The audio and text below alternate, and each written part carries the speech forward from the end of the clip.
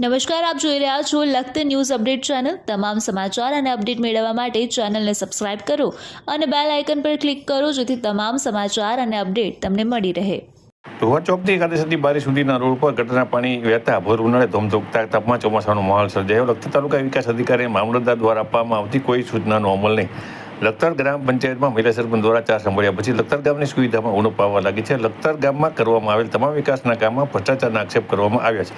લખતર તાલુકા વિકાસ અધિકારીથી લઈને સુરનગર ડીડીઓ સુધી લેખિત મૌખિક ફરિયાદ કરવામાં આવી છે। જે તે સમયે સુરનગર ડીડીઓ દ્વારા તપાસના આદેશ કરાયાના 2 મહિના પછી તપાસ કરાઈ છતાં ડીડીઓની બદલી થઈ ગઈ, પણ સૂત્રો પાસેથી મળતી માહિતી મુજબ તપાસ કરી બનાવેલ અહેવાલ સુરનગરથી પહોંચ્યો નથી। ત્યારે 3 દિવસ પહેલા લખતર તાલુકા વિકાસ અધિકારી દ્વારા લુવા ચોકથી કાદેસરની બારી સુધીની બંને બાજુની ગટર જે વર્ષોથી સાફ કરવામાં આવી નહોતી તે સાફ કરવા સૂચના આપવામાં આવી હતી, તેમ છતાં યોગ્ય કાર્યવાહી કરવામાં આવી નથી।